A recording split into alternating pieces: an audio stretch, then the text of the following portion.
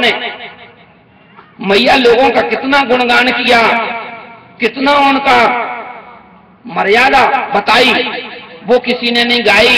एक चौपाई पकड़ ली, ढोल गमार शूद्र पशु वाले। बोले तुलसी बाबा तो महिलाओं की बुराई करते थे, उन्हें तो लिख दिया शूद्र पशु नारी, पशुओं जैसी नारी बता दिया। अरे नाथ, किसने ये बुद्धि दी, किसने ये विचार रखे, किसने ये व्याख्या करी? सतर्क रहने की आवश्यकता है। हमारे देश को भारत को भारत बनाए रखने के लिए आस्था आवश्यक है, और इस आस्था को प्यारे बंधुओं माताओं बहनों कुदेरा जा रहा है, धीरे धीरे तोड़ा जा रहा है। कभी संप्रदाय के नाम से, कभी मजहब धर्म के नाम से, कभी बुद्धि के नाम से, और कभी किसी अन्य नाम से।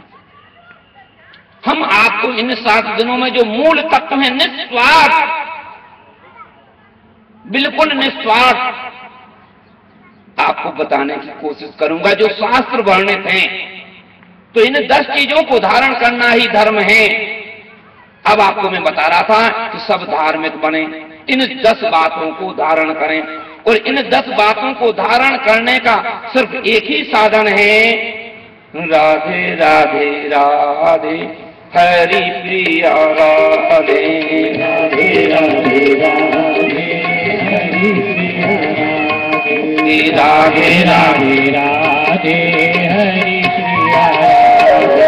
राधे राधे हरि प्रिया राधे, राधे राधे हरि प्रिया राधे, राधे राधे हरि प्रिया राधे। 2 चीजें और बताऊंगा, 2 चीजें और बता दें। आज हमने भागवत बिल्कुल नहीं सुनाई, राधे और कृष्ण। मैं जानता तो कुछ नहीं, लेकिन फिर भी कोशिश करता हूं जो गुरुजी महाराज ने सिखाया। राधे, रकार अर्थात सृजन, अर्थात पूरी प्रकृति को धारण, रा रा रा रा रा रा रा आ आ आ रा अर्थात सृजन, मैन्युफैक्चरिंग, इस संसार का सृजन जो करता है, जिसे आप माया कहते हैं, जिसे आप प्रकृति कहते हैं। रा धा धा धा धा रा रा रा आ की मात्रा देखिए, रा और आ। रा इस संसार का सृजन करने का सामर्थ्य जिसमें है, और आ लगा दिया जो आकार देता है, धा वह जिसको धारण कर लेता है, सो काल राधा। भगवान श्री कृष्ण की ये आह्लादनी शक्ति है, समझ लेना। बहुत सारे लोग नहीं समझते, बहुत सारे लोग समझते हैं राधा कोई ऐसा चरित्र है जो मंच पे नचता है। बहुत सारे लोग समझते हैं राधा कोई एक ग्वालिन है जो मटकी लेकर, अरे वो महारानी है, रानी है, उनके हम कथा में सुनाएंगे 9 लाख नौकरानियां हैं।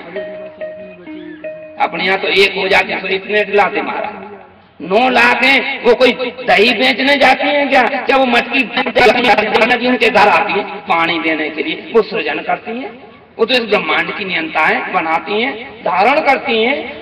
कृष्ण की समझ में, पापम क्रसति इति कृष्णा, जो पापों को क्रस दे, जो पापों को नष्ट कर दे, छील दे, वह है कृष्ण।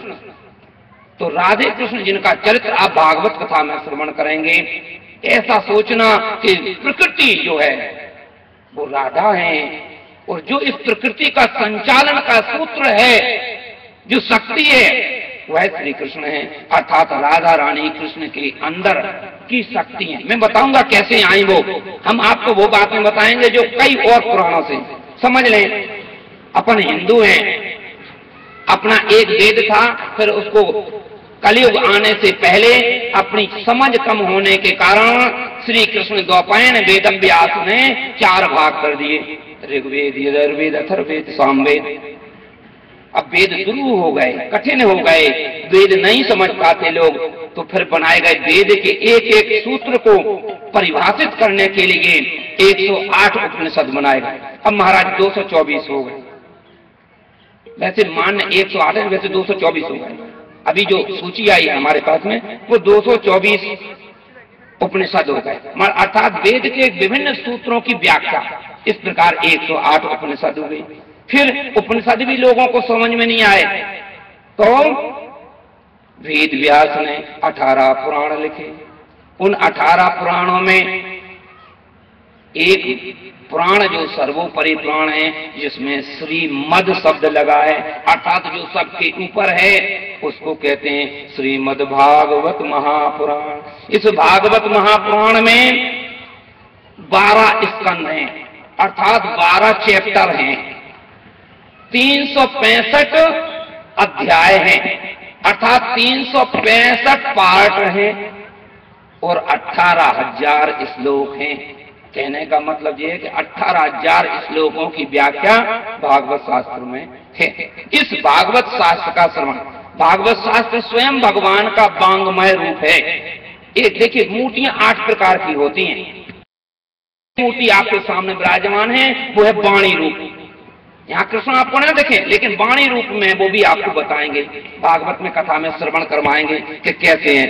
तो मैं निवेदन कर रहा था, वंदन कर रहा था, विराम की ओर हैं हम, समय हो रहा है आपका, कि शौनक आदि ऋषि 18,000 ऋषि बैठे हुए हैं, जिनकी उम्र 10,000 वर्ष की हो गई है। उस पंडाल में एक 20 वर्ष की उम्र धारण किए हुए जो कुल में नीचे हैं, सूत जी महाराज आए। ध्यान देना प्यारे बंधु, जिनकी उम्र 10,000 वर्ष है, ऐसे 28,000 ऋषि बैठे हुए हैं और वो सब उच्च कुल के हैं। उनके बीच में उस कथा मंडप में 20 वर्ष की उम्र के श्री सूत जी महाराज जो निम्न कुल के हैं वो आए। सब लोगों ने खड़े होकर उनका स्वागत किया, उनके चरण पखारे और उनको व्यासपीठ पे बिठा दिया। समझ लेना क्यों? क्योंकि सबसे बड़ा क्या है? धन वृद्धा, बल वृद्धा, आयु वृद्धा, स्थितैवोचा ते सर्वे अपि वृद्धा ज्ञान वृद्धा किंकराम शिष्य किंकराम। अर्थात जो धन से बड़ा होता है उसको उससे कम धन वाला प्रणाम करता है।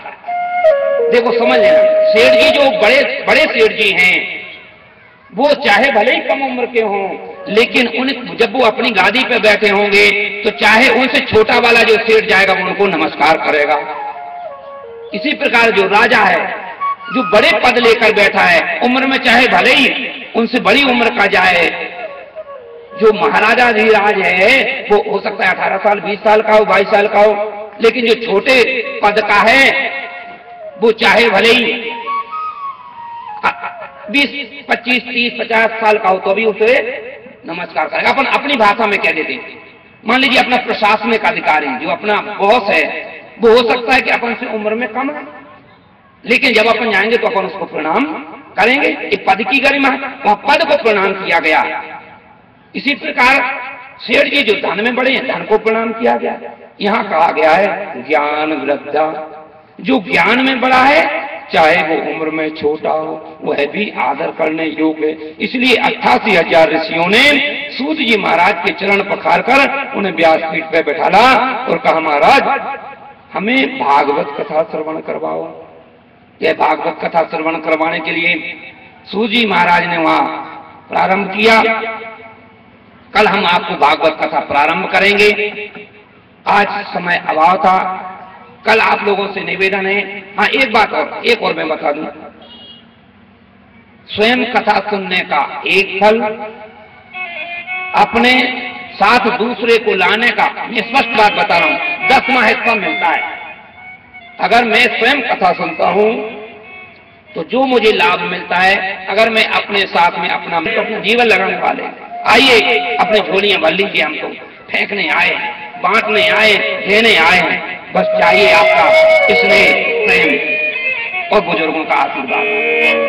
बोले जय श्री राधे, प्रेम से बोलिए जय श्री राधे। हाथ ऊपर करके जय जय श्री